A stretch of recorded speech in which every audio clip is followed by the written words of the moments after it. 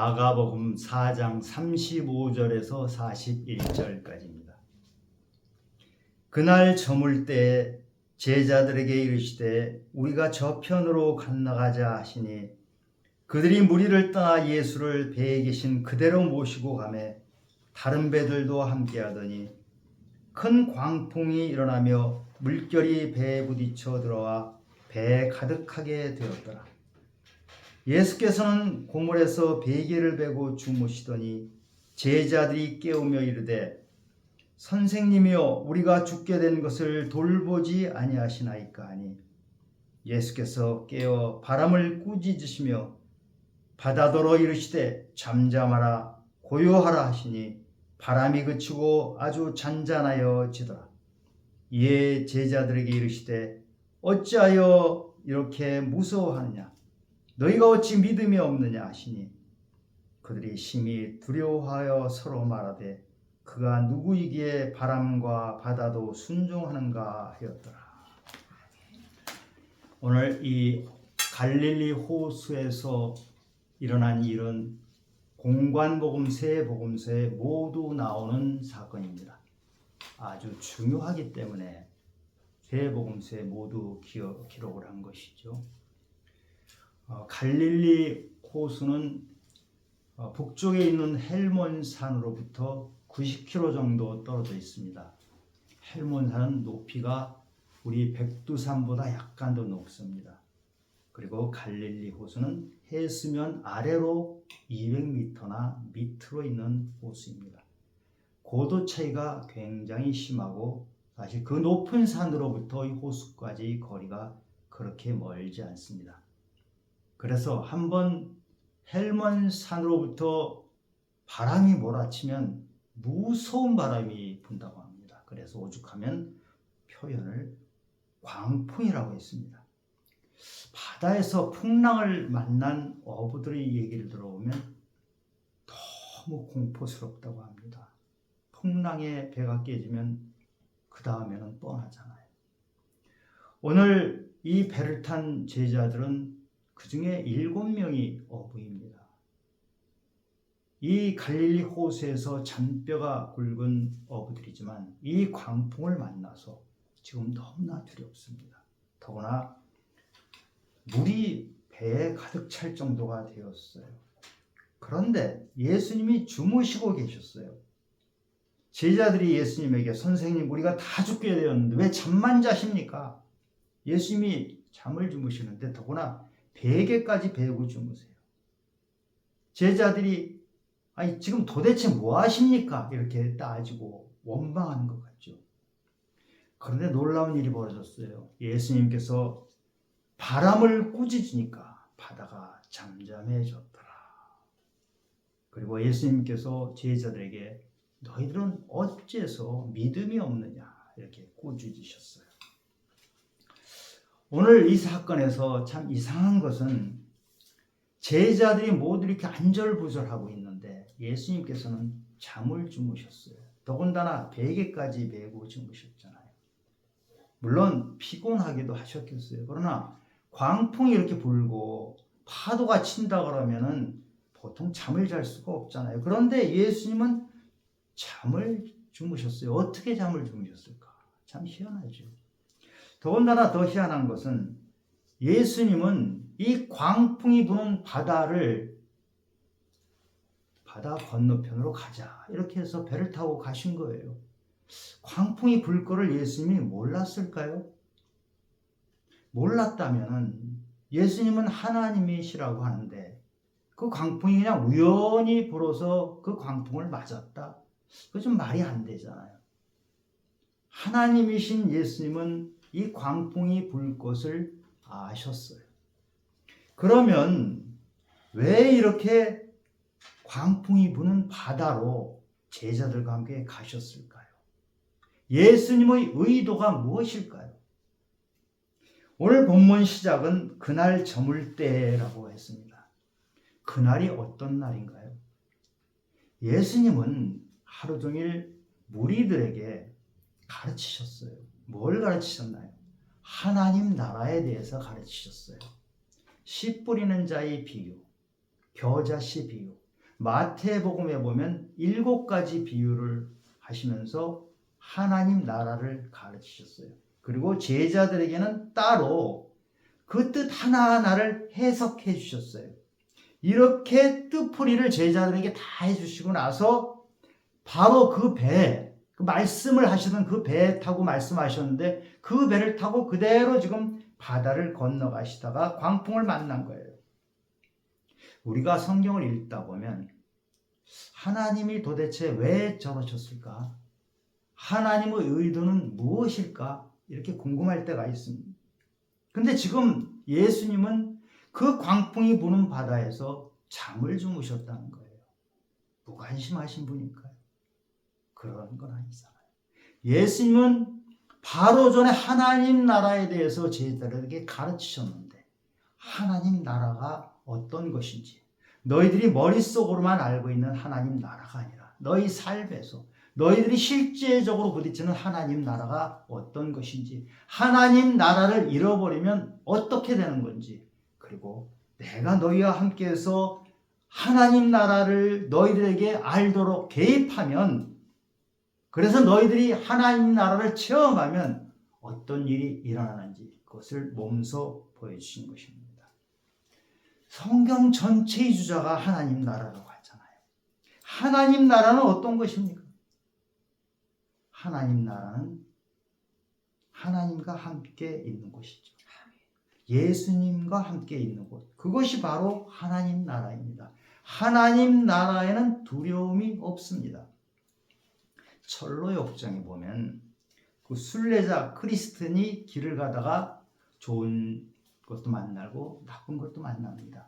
나쁜 것들이 대체로 어떤 것이 있나 보니까 무지, 태만, 거짓, 질병, 절망 이런 나쁜 것들을 만나는데 크리스틴이 만난 그 나쁜 것 중에서 가장 골치 아픈 것이 두려움이라고 했어요. 그러면서 이렇게 합니다. 두려움은 조그만 난간만 만나면 풀이 죽어서 누가 버린 지푸라기에 걸려서 넘어진다. 이렇게 말을 합니다. 아니, 지푸라기에 걸려서 넘어지는 사람이 있나요? 지금 있다는 거예요. 이렇게 두려움에 휩싸이면은 문제를 과장돼 봅니다. 장애물이 굉장히 큰 것으로 자기가 도저히 극복할 수 없는 것으로 그렇게 생각하게 만듭니다. 그래서 무력감에 빠지게 하고 앞으로 못 나가게 합니다. 낙심하게 합니다. 앞으로 못 나가고 멈칫거리게 합니다. 민수기 13장에 보면 정탐꾼 이야기가 나옵니다. 12지파의 사람들을 정탐을 보냅니다. 가나안 지역으로 가서 그것이 어떤 곳인지 알아보도록 40일 동안을 정탐하고 와서 보고를 하죠. 여호수아와 갈렙은 거기에 있는 사람들은 우리 밥이다 이렇게 말합니다. 그런데 나머지 10지파 사람들은 아니야. 우리는 그 사람들에 비한 메뚜기에 불과해. 내가 메뚜기예요. 내가 메뚜기면 모든 것이 두렵죠. 모든 것은 내가 마음대로 할 수 있는 것이 아무것도 없다 이렇게 하고 있어요. 두려운 것이 당연해요. 두려우면 진다고 얘기합니다. 앞으로 나아갈 수가 없어요. 그래서 10지파 사람들이 우리는 메뚜기에 불과해 이런 말 때문에 가나안으로 들어가지 못하고 바로 10 며칠이면 가는 그 가나안 땅을 40년 동안을 헤매는 그런 상황에 처하게 됩니다. 우리 인생은 태어나면서부터 두려움이라는 것에 맞닥뜨립니다. 예수 믿는 사람은 두려움이 없는가요? 아니에요. 예수 믿어도 두려움이란 것을 만나게 돼요. 아브라함이 갈 바를 모르고 길을 떠났다고 하는데 갈 바를 모르고 막연하게 갔을 때 얼마나 두려웠을까요? 믿음의 조상 아브라함도 겪었던 그 두려움 우리는 다 겪게 돼 있어요. 그래서 성경에 보면 두려워하지 말라 이런 단어가 367번이나 나온다 그래요. 매년 우리 그리스도인들이 가장 좋아하는 성경 구절이 뭔가 이렇게 조사를 하죠. 여러 기관에서 조사를 합니다. 그런데 좋아하는 성경 구절에 대체로 들어가는 구절이 있어요. 이사야서 41장 10절 말씀이죠. 두려워하지 말라. 내가 너와 함께함이라. 놀라지 말라. 나는 내 하나님이 됨이라. 내가 너를 굳세게 하리라. 참으로 너를 도와주리라. 참으로 나의 의로운 오른손으로 너를 붙들리라. 저도 이 구절을 굉장히 좋아했어요. 왜 제가 좋아했을까요? 두려움이 앞에 있기 때문에, 두려움을 헤치고 나가야 되기 때문에 이 구절을 좋아했어요. 왜 우리 그리스도인들이 이 구절을 좋아합니까? 앞에 두려움에 맞닥뜨리기 때문에, 매일매일 두려움에 휩싸일 가능성이 있기 때문에 이 구절을 좋아하는 것입니다. 두려움의 원인이 무엇입니까? 실패할 것 같아요. 거절당할 것 같아요. 비판당할 것 같아요. 상처받을까 봐 두렵습니다. 그거 왜 해야 돼요? 지진, 홍수, 불이 나는 거, 이런 자연의 두려움도 있습니다. 이런 두려움을 이겨내기 위해서 사람들은 많은 애를 씁니다. 안전지대를 만들려고 합니다. 우리가 세상을 살면서 우리에게 안전지대를 갖다 주는 대표적인 것이 돈과 권력입니다. 그것을 가지면 나는 두려움에서 벗어나리라고 생각을 합니다. 그런 사람이 성경에 하나 나옵니다. 대표적인 사람이죠. 사울 왕. 그는 돈과 권력을 한꺼번에 다 잡았던 사람입니다. 그리고 처음에는 하나님 기름 부은 자로서 예언까지 했어요. 그런데 어느 순간부터 그가 하나님을 떠나게 됩니다. 그래서 사울의 인생은 하나님을 떠난 순간부터 두려움에 가득 찬 인생이 되었어요. 그리고 마지막 죽기 직전에 그가 마지막으로 한 말이 내가 두렵다, 이 말이었습니다. 사울 왕이 돈이 없는 거 아니잖아요. 사울 왕이 왕인데 권력이 없는 거 아니잖아요. 그런데 이렇게 두려웠어요. 우리가 이렇게 이 세상의 것을 가지고 두려움이 없어질 거라고 믿고 사는데 정말 나이 들면 그게 아니구나, 그것을 깨달아요. 그리고 어떤 사람은 죽기 직전에 되어서야 그것이 아니다는 것을 깨닫습니다. 제자들이 광풍을 만나서 두려워할 때 예수님께서 풍랑이는 바다를 꾸짖어서 잠잠케 하신 다음에 제자들에게 하신 말씀이 어찌하여 믿음이 없느냐, 이렇게 꾸짖으셨잖아요. 이 믿음이 도대체 무엇을 말씀하시는 거죠? 신명기 1장 31절에 보면 광야에서도 너희가 당하였거니와 사람이 자기 아들을 낳는 것 같이 너희 하나님 여호와께서 너희가 걸어온 길에서 너희를 안으사 이곳까지 이르게 하셨느니라.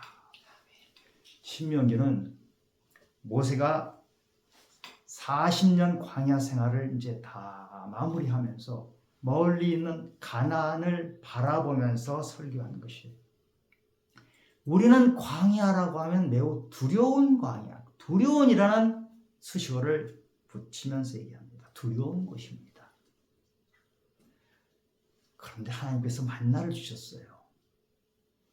매일매일 만나를 주셨어요. 그러면 두렵지 않았을까요? 매일 만나를 거두면서 그 다음날 또 만나를 주시리라는 보장이 없어요. 두렵지 않겠어요? 우리 주기도문에서 일용할 양식을 주옵시고, 우리가 그 무덤덤이 얘기하잖아요. 이 만나를 매일매일 주우러 가는 사람들은 일용할 양식을 주옵시고가 가슴에 사무치는 것이었을 거예요. 두려운 매일매일의 삶에서 만나를 주신 하나님, 감사한데 삶은 두려워요. 구름기둥이 인도해 주셨잖아요. 구름기둥이 40년 내내 인도해 주셨지만, 여러분, 구름기둥이 지금 나를 인도했는데 내일 또 구름기둥이 나를 인도하리라는 보장이 있나요? 만약에 우리 구름 그냥 사라지잖아요. 그 구름이 그냥 사라져버리면 그 광야 넓은 곳에서 200만, 300만 되는 사람이 길을 잃고 헤매고 저거로부터 공격을 받을 그런 상황이 되는데 얼마나 두렵겠습니까? 그런데 그 두려운 상황에서 하나님께서 어떻게 하셨냐? 아버지가 어린 아들을 품에 안고 오듯이 그렇게 이끌어 주셨다. 이렇게 고백하고 있어요. 이 하나님에 대한 신뢰, 이것이 바로 믿음입니다. 헬라어에서 신뢰, 믿음은 같은 말입니다. 저는 이 신명기 1장 31절에 아버지와 아들을 안는 것 같이 하나님께서 이끌어 주셨다. 이 표현을 볼 때마다 떠오르는 장면이 있어요. 제가 우리 아들이 어렸을 때 아들을 이 안고 하늘로 쭉 올립니다. 그리고 또 내립니다. 이게 장난을 하는 건데요. 아들을 하늘로 쭉 올리면 애가 얼굴에 두려움이 가득 차나요? 안 그래요. 막 웃어요. 재밌어요. 왜 그러죠? 밑으로 내리지만 아버지가 받아줄 것이다. 자기를 땅에 떨어뜨리지 않을 것이라는 신뢰가 있기 때문에 하나님에 대한 이런 신뢰가 있는 것, 이것이 지금 예수님께서 말씀하시는 믿음입니다. 광풍이 몰아칠 때 제자들은 예수님과 함께 있었어요. 그 예수님은 창조주 하나님이세요. 창조주 하나님은 바다를 주관하죠. 바람을 주관하죠. 그리고 파도도 주관해요. 그리고 우리 인생도 주관하시는 분이에요. 그러니 예수님과 함께 있으면 두려워할 필요가 없어요. 그런데 제자들은 두려워했다고 기록하고 있어요. 왜 두려워합니까? 예수님이 바로 그 창조주다. 예수님이 모든 것을 주관하신다. 예수님이 우리 삶에 관여하신다. 개입하신다. 하는 것을 알지 못해서 두려워했던 것이에요. 예수님께서 그날 저물 때에 그 바로 직전에 그날 배 타고 가르치신 것이 하나님 나라입니다. 하나님 나라를 가르치신 그분이 바로 주인이시에요. 하나님 나라의 주인이신 분이 그렇게 가르침을 주셨지만 제자들은 아직 예수님이 하나님이란 사실을 알지 못해요. 그래서 두려움에 휩싸입니다. 두려움의 문제는요, 그 문제는 광풍에 있는 것이 아니에요. 파도에 있는 것이 아니에요. 배에 물이 가득 찬데 두려움의 문제가 있는 것이 아니라 두려움의 문제는 바로 믿음의 문제입니다. 그래서 철로역정에서 두려움에 휩싸이면 지푸라기에서도 걸려 넘어진다고 얘기해요. 우리는 하나님의 백성이라고 생각을 하잖아요. 그러나 주인 되신 하나님, 예수 그리스도를 알지 못하기 때문에 우리는 두려움에 휩싸이고 있는 것이죠. 두려움의 원인은 참 다양합니다. 전문가들이 여러 가지 처방을 내립니다.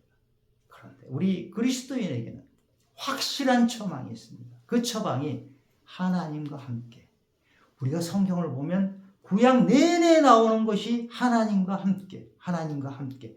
그것이 신약에서 그리스도 안에서, 그리고 에스겔에서 마지막 48장 마지막 구절이 여호와 삼마, 하나님이 거기에 계시다. 우리 믿는 자들이 가는 그곳에 바로 하나님이 세상을 주관하시는, 우리 삶에 개입하시는 하나님이 바로 그 자리 그때에 계시다. 이 말씀을 주시는 것입니다. 아담은 선악과를 따먹고 그 죄 때문에 숨었습니다. 숨으면 해결되나요? 숨으면 두려움이 작아지는 게 아니라 두려움이 깊어집니다. 숨으면 두려움에서 헤어나지를 못합니다. 그래서 하나님은 아담을 부르고 가죽옷을 입혀주십니다. 내가 동물을 잡아서 너에게 입혀준 그 가죽옷, 그 가죽옷을 입고 있는 그때, 그 가죽옷을 볼 때 너는 하나님이 함께한다는 것을 반드시 기억해라. 이 확신을 주신 것입니다. 야곱은 에서 형이 죽이려고 그래서 도망을 치잖아요. 광야에서 어둑어둑해져가지고 돌베개를 베고 자는 야곱에게 하나님께서 사다리를 꿈속에서 놓아주시고 말씀을 주십니다. 그 말씀이 뭡니까? 창세기 28장 15절에 내가 너와 함께 있어. 내가 너와 함께 있어. 네가 어디로 가든지 너를 지키며 너를 이끌어 이 땅으로 돌아오게 할지라. 내가 네게 허락한 것을 다 이루기까지 너를 떠나지 아니하리라. 아멘. 내가 너와 함께 있어. 너를 지켜주고 너를 인도해 줄 것이야. 하나님의 이 말씀을 붙잡고 야곱은 거칠은 인생길을 이겨나가는 것입니다. 하나님과 함께 했기 때문에 두려움을 이겨나갔고 야곱은 이스라엘로 바뀐 것입니다. 하나님은 우리에게도 바로 이 약속을 주십니다. 이 약속을 붙드시기 바랍니다. 다윗은 시편 23편 4절에서 내가 사망의 음침한 골짜기로 다닐지라도 해를 두려워하지 않을 것은, 해당하는 것을 두려워하지 않을 것은 주께서 나와 함께 하시리라. 이렇게 고백합니다. 다윗은 사울 왕에게 쫓겨다진 시간이 10년이 넘습니다. 억울합니다. 너무 무섭습니다. 고단합니다. 내일 또다시 아침 해가 뜨리라는 보장이 없는 그런 막막한 세월을 견뎠는데 오늘 이 고백을 합니다. 내가 이렇게 사망 음침한 골짜기를 다니는 것 같이 이렇게 매일매일 목숨을 위협받는 삶을 살고 있지만 두렵지 않다. 내가 지혜가 많기 때문에, 내가 돌팔매질을 잘하기 때문에 그것이 아니라 주께서 나와 함께 하시기 때문에, 그 하나님이 능력이 나를 감싸기 때문에 나는 해를 당할 것을 두려워하지 않는다. 이것이 바로 다윗의 고백입니다. 우리가 이런 고백을 할 수 있기를 바랍니다. 두려운 상황은 그대로입니다. 상황은 여전히 광풍이 붑니다. 상황은 여전히 먹구름이 두려워 있습니다. 앞이 하나도 보이지 않습니다. 어떻게 될지 알 수 없습니다. 그러나 하나님이 함께 계시고 그 하나님이 내 인생을 이끌어 주신다는 걸 믿기 때문에 이 사람들은 두려워하지 않았습니다. 디모데후서 1장 7절에 보면 하나님이 우리에게 주신 것은 두려워하는 마음이 아니요 오직 능력과 사랑과 절제하는 마음이다 이랬어요. 디모데후서는 로마 감옥에 이제 생이 얼마 남지 않은 바울이 아들 디모데에게 마지막으로 유언을 주신 겁니다. 디모데야, 네가 목회자의 길을 걸어갈 때, 네가 정말 그 어려운 시간을 보낼 때 두려울 것이다. 두려움이 너를 엄습할 텐데 그 두려움을 이기려면 하나님이 주신 능력과 하나님의 사랑을 붙잡으라. 이 유언의 말씀을 준 것이에요. 하나님이 우리에게 두려움을 준 것이 아니고 능력을 주셨다는 거예요. 이 능력이 어떤 능력입니까? 바울은 빌립보서 4장 13절에서 내게 능력 주시는 자 안에서 내가 모든 것을 할 수 있느냐라 이렇게 고백을 합니다. 내게 능력 주시는 자, 이 능력이 도대체 무엇입니까? 이 구절을 우리 한국 그리스도인들이 가장 잘못 해석하는 구절 중에 하나죠. 이 능력이 있으면 내가 시험을 치면 시험이 붙을 거야. 이 능력이 있으면 취직도 잘 될 거야. 이 능력이 있으면 투자하면 대박을, 코인에 투자하면 수십 배, 수천 배 올라갈 거야. 이런 것입니까? 이 땅에서 하나님은 나에게 복을 아주 몰아주셔. 마음껏 빌어. 빌게 하면 다 주셔. 이런 기복신앙에 빠져 있어요. 지금 성경에서 말하는 능력 주시는 자 안에서 이 주시는 이 능력, 하나님이 주신 능력은 그런 능력이 아닙니다. 지금 바울이 빌립보서 4장 13절 바로 앞에서 설명하고 있거든요. 빌립보서 4장 12절은 뭐라고 되어 있냐면 나는 비천에 처할 줄도 알고 풍부에 처할 줄도 알아. 모든 일 곧 배부름과 배고픔과 풍부와 궁핍해도 처할 줄 아는 일체의 비결을 배웠노라. 이 능력을 말하는 거예요. 내가 비천해도 배가 고파도 가난해도 아무리 상황이 나빠져도 문제가 내 앞에 그대로 있어도 예수 믿는 나는 그 문제를 충분히 이겨나갈 수 있다. 아무리 어려운 상황이라도 그것이 나를 어쩔 수 없다. 이런 자신감, 이런 당당함, 이것이 바로 믿음입니다. 이것이 믿는 사람이 누리는 능력입니다. 이 능력을 말하는 것이에요. 이 능력을 가지고 있으면 두려움을 내어 쫓게 된다. 이 말씀입니다. 아프리카에서 실제로 있었던 일입니다. 철길에 코뿔소 새끼가 놀고 있어요. 그런데 기차가 옵니다. 코뿔소 새끼 앞으로 점점 가까이 옵니다. 어느 순간 그것을 본 어미 코뿔소가 열차를 들이받아버립니다. 그 열차가 탈선을 했어요. 어미 코뿔소는 그 자리에서 즉사했습니다. 그러나 새끼 코뿔소는 살아났습니다. 이것이 사랑입니다. 하나님께서는 자기의 아들을 우리를 위해서 제물로 바치셨습니다. 이것이 하나님의 사랑입니다. 그래서 우리 이 땅에 사는 우리 그리스도인은 예수님의 목숨값으로 살아가는 사람들입니다. 하나님이 이런 사랑을 주셨다.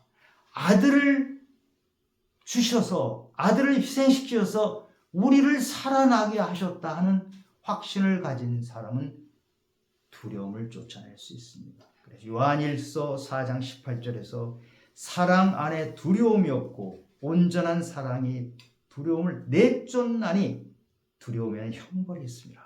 두려워하는 자는 사랑 안에서 온전히 이루지 못하였느니라. 우리가 사는 이 세상은 혼돈과 갈등으로 가득 차 있습니다. 오늘 제자들이 갈릴리 호수에서 만난 광풍처럼 우리 인생은 광풍을 만날 때가 참 많습니다. 이 세상에 우리에게 닥치는 이 두려움을 이겨내고 해소하기 위해서 우리가 이 세상의 것의 뭔가를 가지고 때로는 그것이 돈일 수 있고 때로는 권력일 수도 있고 때로는 인정받는 것일 수도 있고 때로는 뭔가 이 세상에서 안락함을 구하려고 합니다. 그러나 그것이 과연 우리의 두려움의 문제를 해결해 준다는 보장이 없습니다. 때로는 그것들이 우리의 두려움을 점점점 깊이 빠져들게 하고 두려움의 크기를 더 크게 합니다. 그것들이 안전지대를 우리에게 줄 거라고 생각하지만 그것은 착각입니다. 두려움이 그것들로 극복되지 않습니다. 우리가 그런 예를 많이 봅니다. 사실 유명한 연예인들이 인생의 두려움에서 이기지 못하고 이 세상을 그만둡니다. 돈이 많은 부자가 그리고 세상의 유명한 작가 이 세상을 그만둡니다. 두려움을 이겨내지 못합니다. 그것 가지고는 되지 않습니다. 주님을 바라보고 전능하신 예수 그리스도 하나님 함께하면 우리는 두려움을 이겨낼 수 있습니다. 오늘 예수님이 광풍이 있는 바닷가로 제자들을 이끌고 가신 것은 이것을 가르쳐 주시기 위한 것입니다. 너희들이 이 세상에서 누릴 수 있는 평안, 이 세상에서 구할 수 있는 것이 아니다. 광풍을 바라보면 그 안에서는 어떤 해결책도 나올 수 없다. 나를 바라봐라. 한 배를 타고 있으면서 예수님이 한 배를 타고 있는데도 불구하고 예수님을 알지 못하고 두려워 떨고 있는 그 모습. 이게 어찌 보면 우리 그리스도인들의 모습 아닌가요? 예수님을 매일 만난다고 말로는 하지만 함께 배를 타고 있다고 하지만 그분이 누구신지를 몰라요. 그래서 오늘 본문 마지막에 그분이 누구이시길래 바다를 잠잠케 하느냐. 그분이 누구이신지 몰라요 아직. 그래서 두려워한 것입니다. 바울처럼 예수 안에서 어떤 상황에서도 자족하는 비결을 배우기 바랍니다. 그러려면 오늘 우리가 예배드리는 이 대상, 이 자리에 함께 임재하시는 여호와 삼마의 하나님, 예수 그리스도, 그분이 전능자이시고 그분이 함께하면 나의 두려움은 사라진다 하는 믿음을 확실히 가지시기 바랍니다. 다윗은 이렇게 고백했어요. 여호와는 나의 목자시니 내가 부족함이 없으리로다. 그가 나를 푸른 초장에 누이시며 쉴만한 물가로 인도하시는도다. 우리를 푸른 초장으로 인도하시는, 우리에게 안식을 주시는 이 예수님을 만나는 그런 성도님들이 되시기를 예수 그리스도 이름으로 축원합니다.